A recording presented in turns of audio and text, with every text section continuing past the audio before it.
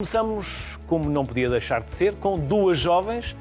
A primeira é deputada europeia e presidente da Juventude do Partido Popular Europeu, é a Lídia Pereira, e Rita Saias, repetente aqui no Sociedade Civil, e presidente do Conselho Nacional de Juventude. Antes de mais, às duas, obrigado pela vossa disponibilidade em estarem aqui connosco, a abrir o Sociedade Civil de hoje, numa semana que dedicámos toda ela a temas da juventude, mas para começarmos, até porque conhecemos mais ou menos o posicionamento dos partidos políticos nacionais, mas o que é o PPE? Lídia, para começar. Olá, bom dia.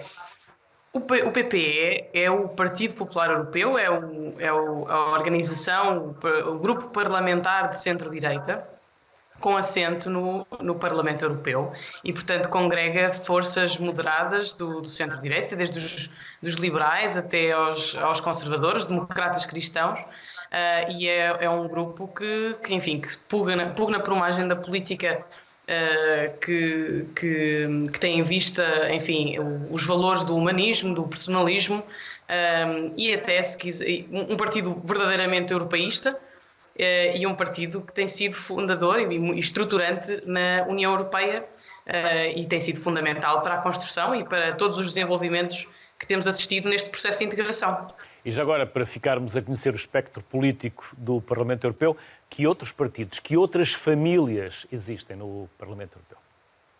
Bem, há muitas famílias políticas que variam desde a extrema-direita à extrema-esquerda. Os principais são o Partido Popular Europeu, que é o maior, depois temos os socialistas, temos os liberais, os verdes, que compõem a maior fatia no Parlamento Europeu. E depois, claro, temos as forças mais extremistas, à esquerda e à direita, e que, curiosamente, e eu gosto sempre de dar este detalhe, tendem a votar em conjunto. Portanto, a extrema-esquerda e a extrema-direita adotam sempre uma postura semelhante quando têm que votar e, sobretudo, em votos mais controversos. Parece que os extremos se tocam e muitas vezes até se alimentam. Rita, e no caso, o Conselho Nacional de Juventude, o que é?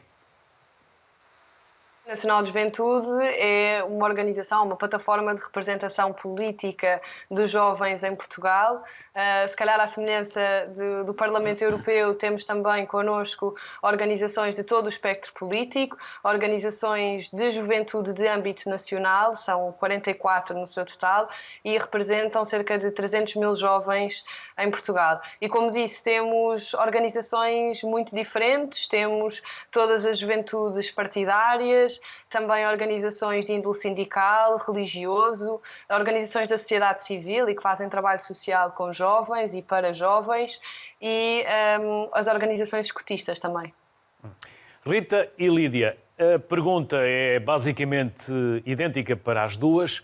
Estarão os jovens portugueses suficientemente conhecedores do projeto europeu? Lídia, comece por si. Eu acho que há, de facto, um conhecimento generalizado daquilo que é a União Europeia. E, de resto, eu acho que esta geração, ou a minha geração, está bastante mais desperta para esse facto, porque nós, de facto, até já nascemos num contexto em que não conhecemos fronteiras, e poucos conhecerão o escudo. A grande maioria já conheceu apenas o euro. E, portanto, há uma grande facilidade em viajar, trabalhar, enfim, estudar dentro da União Europeia. E, de resto, eu acho que há um dado positivo, que foram as últimas eleições europeias, houve até um incremento, um aumento na participação, e, portanto, creio que é um reflexo desse conhecimento mais generalizado. Eu acho é que continuamos aquém de alguns números que seriam muito importantes para aprofundar e até para continuar a justificar a importância do projeto europeu. E refiro-me especificamente aos números do Erasmus, que eu acho que continuam abaixo do que seria desejável e continuam abaixo não só em Portugal, mas também na União Europeia. Eu creio que é um dos projetos mais importantes que mais trouxe à união entre os povos europeus.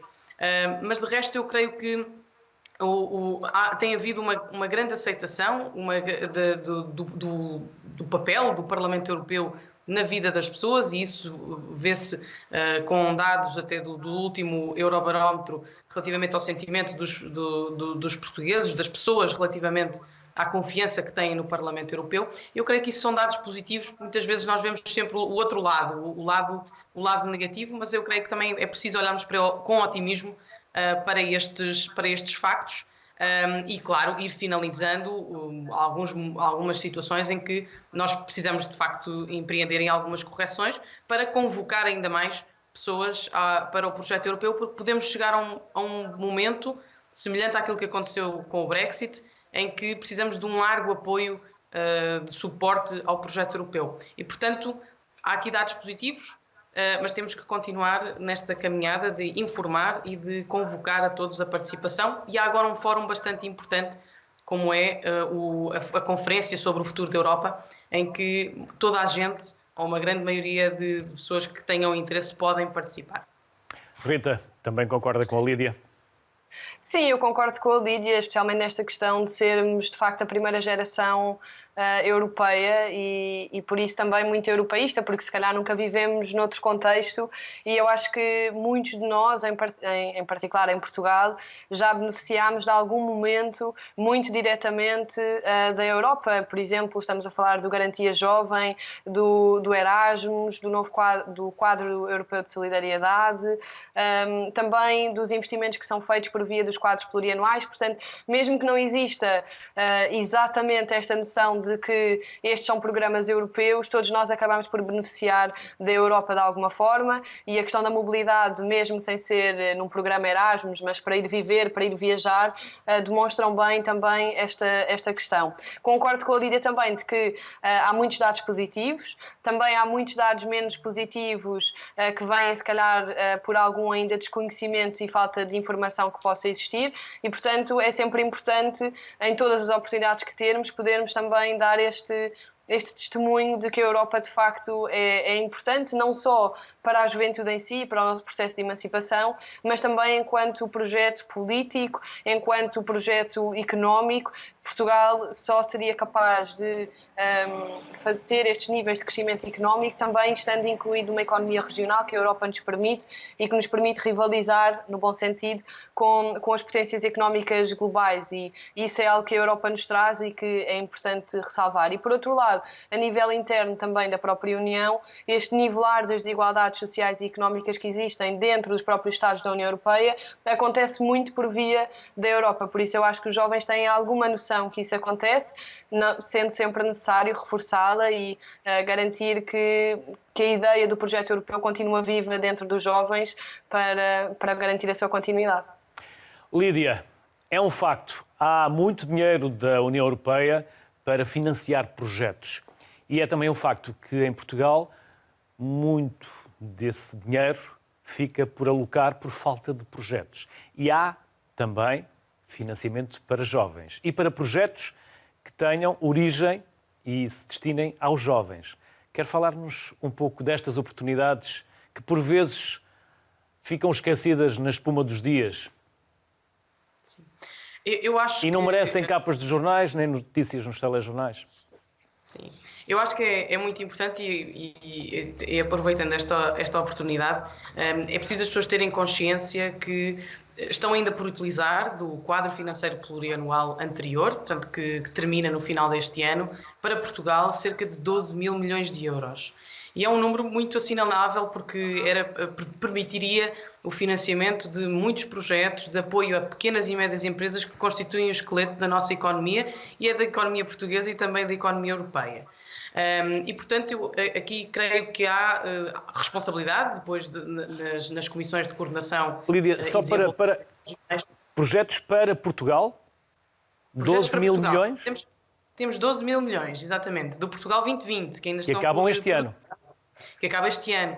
E, portanto, que ainda não há planeamento para este valor, para estes montantes. E eu creio que isto revela até alguma falta de planeamento, não só governamental, mas também a nível das comissões de coordenação e desenvolvimento, porque de facto poderíamos estar a absorver esse dinheiro e a ajudar a economia, as economias regionais, e não o estamos a fazer. Eu gostava também de dar aqui um outro dado que eu creio que é importante para a discussão e que tem que ver com o facto da geração ativa, da geração compreendida entre os 26 e os 45 anos, que neste contexto de pandemia afirma ter perdido substancialmente rendimento por causa das medidas contra a Covid-19. E isto é importante porque esta geração, que foi apelidada há 10 anos de geração Arrasca, que é a geração que, à entrada do mercado de trabalho, é novamente atingida por outra crise. Portanto, são duas crises no espaço de uma década. Portanto, é uma preocupação adicional, porque corremos o risco de deixar jovens para trás.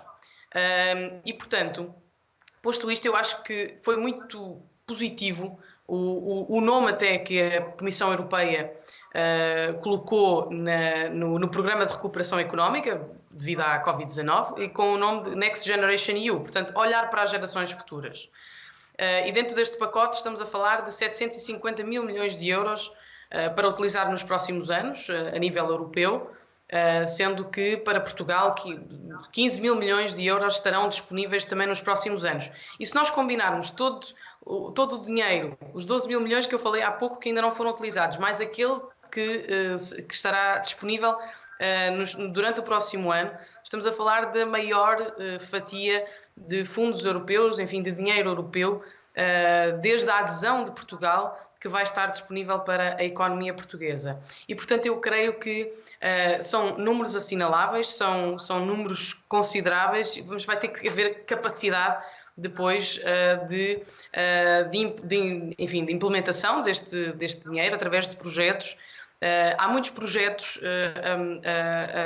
a Rita falou ainda agora do Garantia Jovem, e o Garantia Jovem teve uma importância substancial na recuperação do emprego, do desemprego, ou melhor, da queda do desemprego jovem desde 2014. Portanto, de 2014 a 2020 o Garantia Jovem permitiu um decréscimo no desemprego de jovem de 17%, portanto estamos a falar em números bastante consideráveis.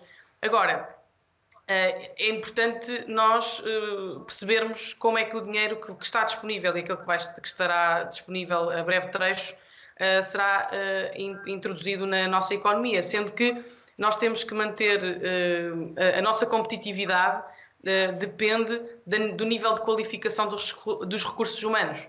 E, portanto, aquilo que nós assistimos com a pandemia das desigualdades, que a Rita também falava, das desigualdades no acesso a equipamento tecnológico, às aulas em digital. Portanto, o estado da educação, a pandemia veio revelar o estado da educação em Portugal, que é tão importante para nós conseguirmos dar a volta por cima e estarmos no pelotão de frente.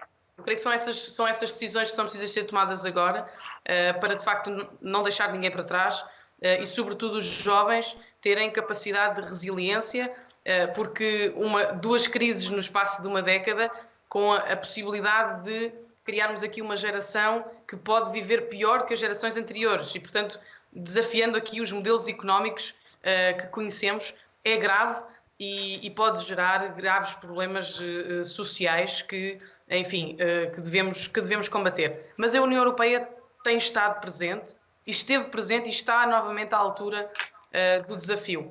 Cabe também agora aos Estados-membros terem essa capacidade de avaliação e de planeamento estratégico, não esquecendo a vulnerabilidade dos mais jovens.